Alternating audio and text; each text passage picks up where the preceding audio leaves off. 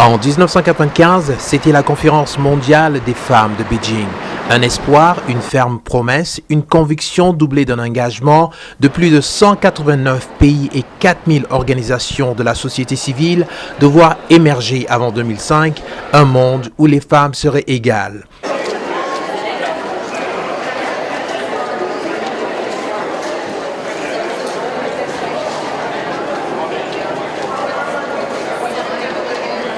Aujourd'hui, le sentiment général est qu'on est loin de crier mission accomplie. Néanmoins, la nouvelle donne est assez encourageante, car il est de plus en plus question de l'accélération de la cadence en matière d'égalité des sexes et la valorisation des conditions d'existence des femmes dans le monde.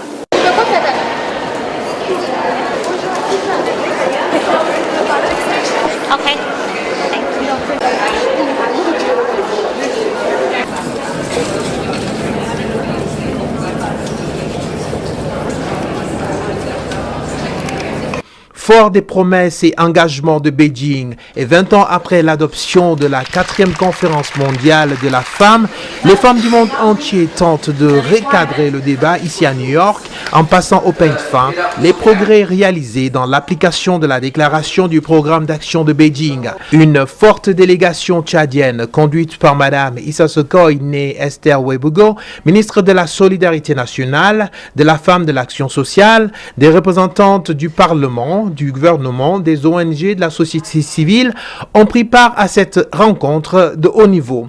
De Beijing à New York, 20 ans se sont écoulés et le constat qui s'impose en 2015, c'est que dans un contexte mondial en pleine mutation socio-économique et morale, d'encourageants progrès semblent avoir été réalisés en faveur de la réduction des disparités, l'éducation, la formation des femmes et une meilleure institutionnalisation des mécanismes de promotion de la condition féminine. Le Tchad a participé à tous les examens périodiques pour mesurer les progrès réalisés et évaluer les défis pour accélérer la mise en œuvre de la déclaration et du plan d'action de Beijing.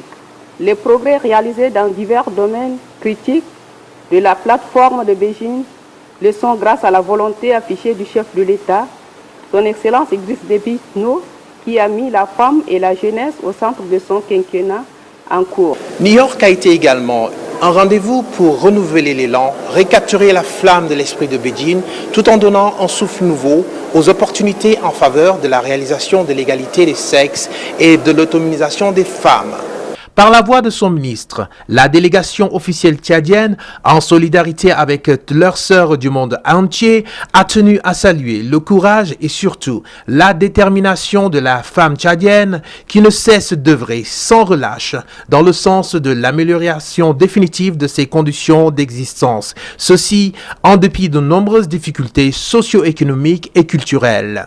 Dans son allocution d'ouverture, la ministre tchadienne n'a pas manqué de revenir sur le soutien des plus hautes autorités et la volonté affichée du chef de l'État, son Excellence Idriss Déby Itno, à tout mettre en œuvre pour que les femmes puissent jouer pleinement leur rôle et réaliser ainsi leur autonomisation. La volonté manifeste du chef de l'État s'est traduite par l'adoption de cadres juridiques pour permettre à la femme de jouer pleinement son rôle et de réaliser son autonomisation. Pour permettre l'accélération de la mise en œuvre du domaine femmes et santé, le chef de l'État a créé des hôpitaux mères et enfants et des centres de santé revitalisés qui fonctionnent 24 heures sur 24. Ceci dans le souci de réduire le taux de mortalité maternelle et infantile.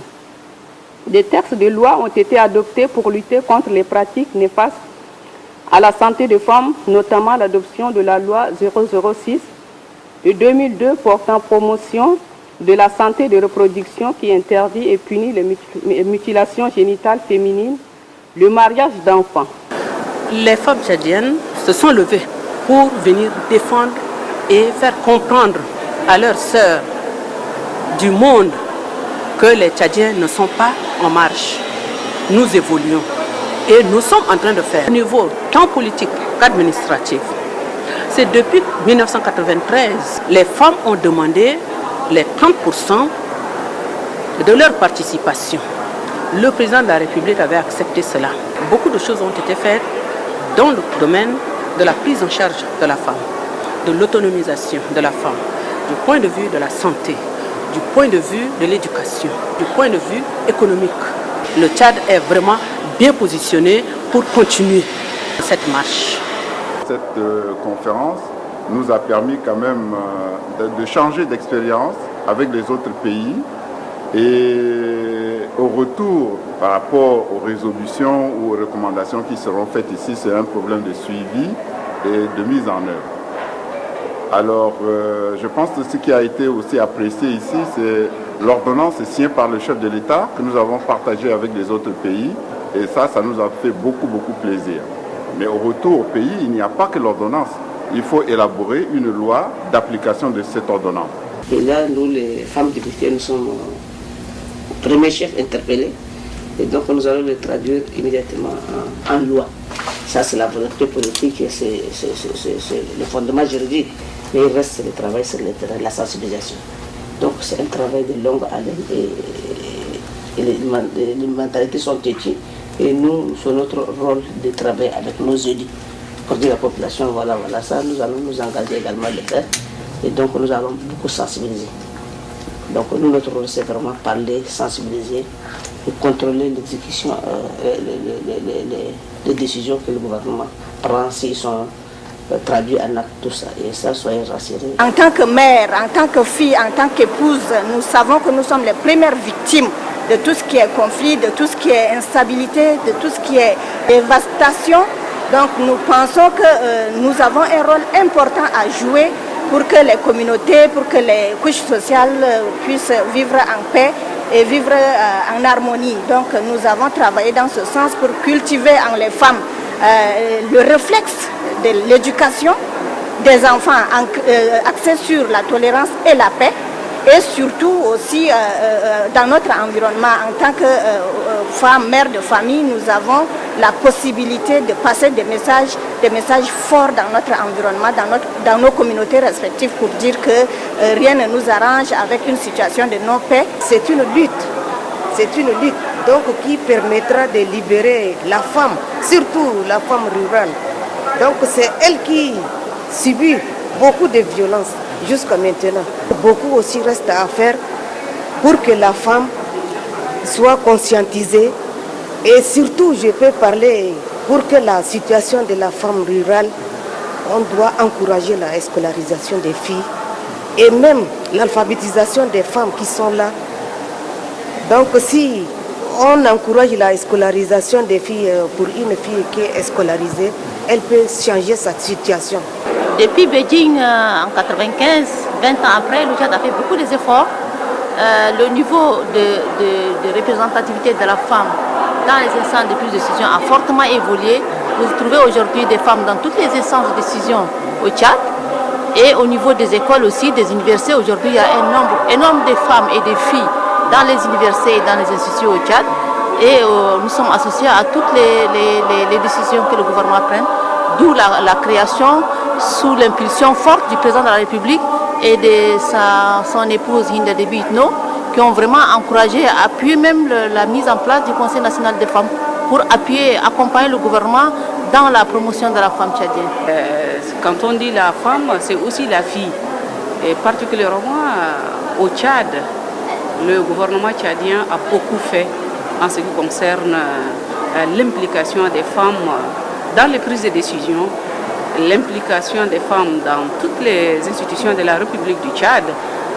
Vous le savez, avant l'indépendance, au niveau de l'Assemblée nationale, nous comptons peut-être une seule femme députée.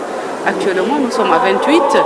Donc, il faut dire bravo au gouvernement tchadien et aux hommes tchadiens. Ils nous ont aidés par rapport aux autres pays. Nous sommes très contents de l'avancée de l'implication de la femme. Maintenant, l'État a créé un hôpital de la mère et de l'enfant. Et en 2014, il y a eu 10 centres de santé revitalisés qui fonctionnent 24 heures sur 24. Donc les femmes n'ont pas besoin vraiment d'aller dans les hôpitaux pour accoucher maintenant, sauf si cas d'urgence. Et il y a les urgences qui sont prises en charge aussi gratuitement. À ma connaissance, les conditions ont évolué d'une manière exponentielle. Aujourd'hui, au niveau du Tchad, nous avons une maison de la femme. Je pense que Vraiment, c'est un ouvrage que le président de la République a pu mettre à la disposition des femmes grâce à l'appui de la première dame. Et nous en sommes vraiment très reconnaissantes. Et nous allons beaucoup faire au niveau de cette maison de la femme. La question me fait sourire parce que je sens une fierté en tant que femme tchadienne de savoir qu'il y a une maison de la femme tchadienne. C'est très symbolique, c'est très profond. C'est pas seulement une maison, mais ça dit beaucoup de choses. Et pour nous, ça symbolise, ça matérialise et c'est la volonté manifeste du chef de l'État et de son épouse de promouvoir la femme tchadienne et de lui laisser la place qu'il faut. Le Tchad a fait des efforts et nous sommes dans le sillage de ces efforts. Entre-temps, au Tchad, on ne parlait peut-être pas d'une dizaine de femmes, par exemple dans le gouvernement, c'était toujours une femme ou deux. L'effort est fait, même s'il est un peu mitigé, parce que ça met longtemps à grandir. Il faut des textes, il faut des mécanismes. Et en cela, le gouvernement vient de gagner un point simplement pour avoir redonné à la femme un ministère qui lui revient exclusivement de droit. Nos textes ne font pas de discrimination. Nous respectons les conventions sur la non-discrimination ratifiées par le Tchad. Depuis la conférence de Beijing jusqu'à ce jour, il y a eu une nette évolution. Beaucoup de femmes ont accès à des postes de responsabilité. Pour la délégation tchadienne, le bilan de la participation à la conférence des femmes de New York est très satisfaisant. Un des temps forts pour les représentantes de toutes les femmes tchadiennes fut certainement le vibrant hommage rendu par Madame Issa Soko et Esther Ouebogo aux forces armées tchadiennes. En effet, la ministre tchadienne a saisi cette opportunité pour lancer un vibrant appel à l'aide à la communauté internationale en faveur du Tchad, pays qui, selon elle, grâce à son intervention d'abord au Mali et présentement au Nord Cameroun et au Nigeria, a permis de faire renaître également l'espoir, la vie dans le cœur de milliers de femmes. Le Tchad, en s'engageant dans cette guerre, combat également l'obscurantisme qui impacte négativement la vie des millions de femmes qui voient quotidiennement leurs droits fondamentaux déniés. Droit à l'éducation, droit à la participation, droit de choisir son conjoint. L'engagement du Tchad a un coût qui grève fortement son budget national. Cette difficulté financière n'est pas sans conséquence sur le financement des mécanismes de promotion de l'égalité de genre et de l'autonomisation de la femme. Nous lançons un appel aux pays amis et à la communauté internationale au fin d'appuyer le Tchad dans ce combat pour la paix et le développement. La rencontre de New York, qui a débuté juste un jour après les festivités marquant la célébration de la Journée internationale de la femme, semble avoir réussi son pari, qui était de mettre en avant les défis actuels affectant la mise en œuvre du programme d'action de Beijing. Mais toujours est-il que d'énormes défis, toujours plus accentués dans les pays à faible revenu et peu développés, restent à être relevés. Qu'il s'agisse du problème de la violence à l'égard des femmes, l'instrumentalisation des femmes dans les conflits armés, la réduction du taux de la mortalité, l'accès à l'emploi et aux postes de haut niveau, il est clair que le débat sur les conditions de la femme est plus que jamais d'actualité. Et c'est du reste pourquoi, une fois de plus, il est au cœur de la 59e session de la Commission de la condition de la femme qui se déroule au siège des Nations Unies à New York.